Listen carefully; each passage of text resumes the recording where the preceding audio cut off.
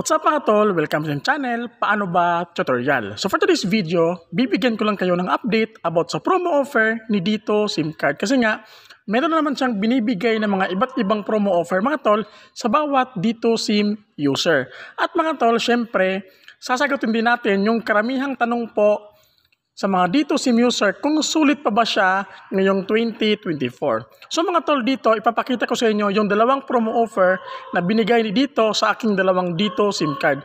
So yung una mga tol is itong Dito SIM natin. So ngayon dito sa buy promo mga tol, makikita ninyo.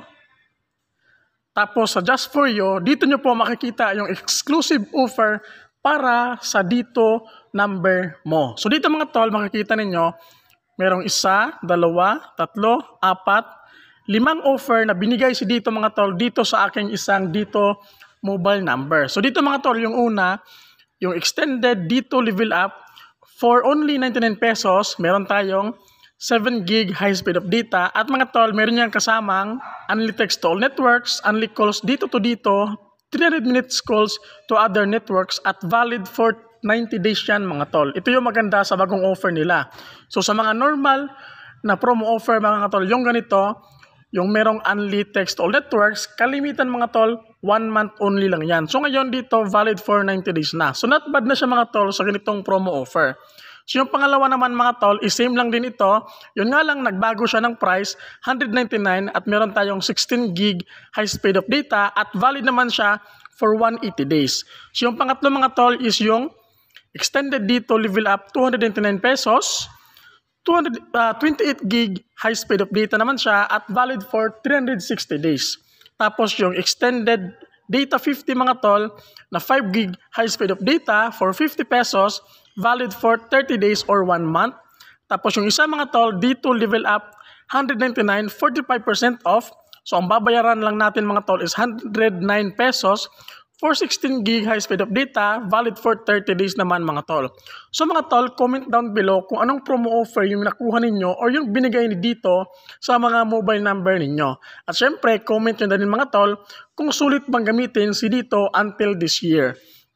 So mga tol, doon naman tayo sa ating isang mobile number. So, i-sign out lang natin to at ating i-sign in yung isang mobile Dito number natin. So dito mga tol, ito naman yung ating isang Dito mobile number. So dito sa buy promo mga tol, makikita niyo iba namang promo offer yung binigay ni Dito sa isang number natin. So just for you mga tol. So dito mga tol, meron tayong Dito 99 na 10 gig high speed of data, valid for 30 days. At Dito 199 na merong 25 gig high speed of data, valid for 30 days. So overall mga tol, sa mga promong binigay ni Dito sa aking dalawang Dito mobile number is puro sulit siya mga tol. Kasi nga mababa yung presyo. At the same time sa aking experience mga tol, kasi nga gamit na gamit ko si Dito, convenient siyang gamitin mga tol kasi nga meron siyang only calls, valid for 30 days na for 1 month, tapos only text to all networks pa, at meron pa siyang other calls to all networks for 1 month na. So para sa akin mga tol, okay siyang gamitin. So mga tol, doon naman tayo sa kalamitang tanong ng mga tao mga tol sa mga Dito SIM user kung okay pa ba, malakas pa ba si Dito SIM card. So ngayon, pakita ko sa inyo mga tol dito sa ating settings na naka-default APN po tayo. So on lang natin mga tol yung ating data at off natin yung ating Wi-Fi, yung una yung data, tapos open natin yung speed test. So yun mga tol, connected na tayo. So go.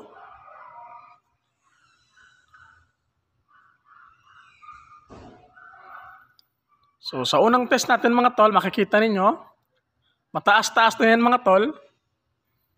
So download of 20.9.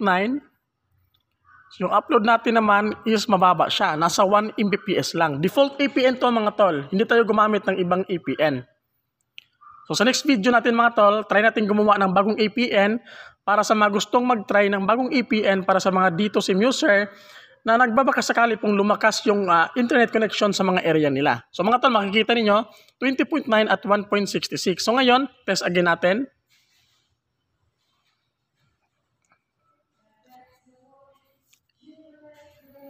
So makikita nyo mga tol, yung download natin, alos same lang, mababa lang siya ng konti. Tapos yung upload, ganoon pa rin mga tol.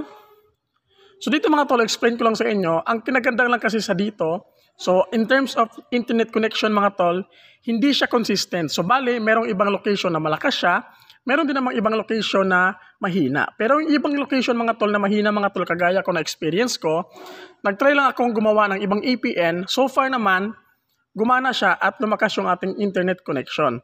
So mga tol, depende na po yan sa mga tricks na gagawin ninyo.